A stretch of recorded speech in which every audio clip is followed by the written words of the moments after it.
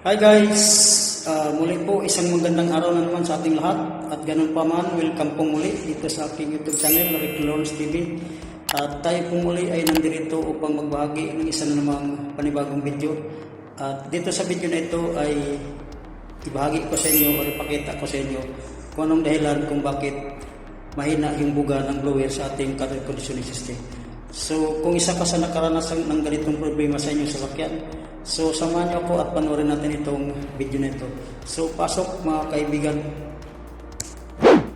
So yan guys, ito na yung evaporator housing at nasa loob yung evaporator coil nito. So bubuksan ko muna at makikita natin yung evaporator kung gaano siya karumi para hihina yung hangin, yung buga ng hangin doon sa AC ventilation. So panoorin nyo at bubuksan ko muna. At sa pagbukas nito, ayan yung mga screw niyan ay nakapalibot. So gamitan lang natin ng Phillips screwdriver. So ayan, itong evaporator na to ay mukhang first time pang mabuksan dahil intact pa yung kanyang foam.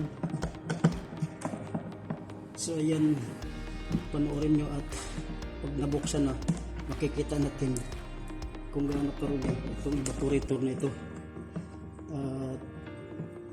Para sa ganun ay maiwasan natin na umabot sa ganitong kaso yung inyong mga evaporator, dahil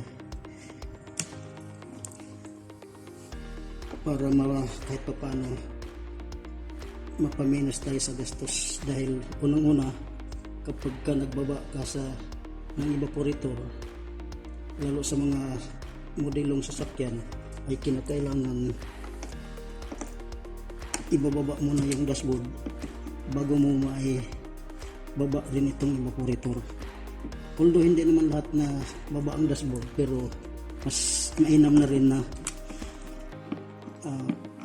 maingat tayo sa ating sasakyan, or lagi nating pangalagaan yung car air conditioning system. Sa madaling sabi, dapat updated tayo sa pagpapaservice para hindi humantong sa pagkabutas ng evaporator. Pagka nabutas kasi ang evaporator, medyo may kamahalan. Una, sa label pa lang ng pagbaba ng dashboard ay, kung di ako nagkamali, pinakamahina yata ang 3,500 to 4,000 sa mga kotse lang yan. So ayan, natanggal ko na yung mga screw. At itong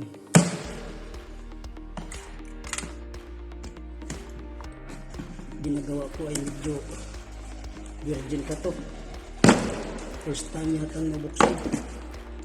So yan guys, grabe ang dumi. Actually itong sasakyan na to ay company vehicle to, kaya siguro umabot ng ganito. Pero sa tingin ko naman yung mga private vehicle ay siguro hindi abot sa ganitong karumi. So kaya ko lang may bahagi itong video na ito para kahit pa paano ay maiwasan nyo na aabot sa ganitong karumi yung inyong evaporator. At ito yung kanyang evaporator sensor nakakabit. So ayan guys, kung inyong titingnan, parang taniman na ng kamuti. So sana mayroon kayong napulot na counting idea dito sa evaporator coil na aking pinakita sa inyo. Pangalagaan nyo yung inyong mga sasakyan para hindi abot sa ganito. Ito yung dahilan kung bakit mahina na yung buga ng hangin doon sa AC ventilation. Yung iba naman may filter, pero itong design na to kasi wala siyang AC filter, kaya umabot din sa ganito. At siguro dahil sa sobrang tagal na rin na hindi sila nagpalinis. So ang gagawin ko ngayon ay lilinisin ko muna at ipakita ko naman sa inyo mamaya kung gaano siya malinis. Antabayan na natin. So linisin ko muna. So yan guys, lilinisin ko na at titingnan nyo kung paano rin siya ang paraan sa paglinis. So ang paglinis nito ay dapat huwag natin salunatin yung mga evaporator ko para hindi siya magkapura-pura. Ganito lang yung gagawin nyo guys. Tingnan mo lang yung evaporator ko. Huwag yung salunatin para hindi siya magkaroon ng damage. Ganyan lang guys.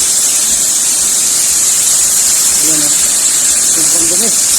Parang mad. Hindi natin wari yung ganito karumi.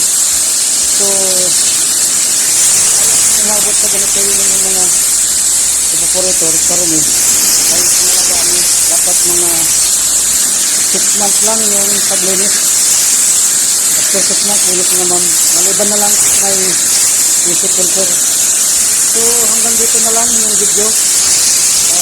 Sana mayroon tayong napulot na konting kalaman. Ayan, nakita nyo naman yung naging resulta ng nilinis ko na. So dapat ganyan lagi ang performance ng evaporator. So ngayon hanggang dito na lang at maraming salamat sa inyong panood at hanggang sa muli. Maraming salamat sa inyong lahat. Sana yung napulot na konting kalaman tungkol dito sa evaporator. Kung sakali man nyo nagustuhan, isang tampak ulit at ang ating kaalaman galing sa inyo. Pakisubscribe na rin kung di pa kayo nakapag-subscribe at pakipindot ng notification bell o kung sa ganun ay ibig kayo sa lahat ng video na ating nagagawa at hanggang dito na lang. Maraming salamat.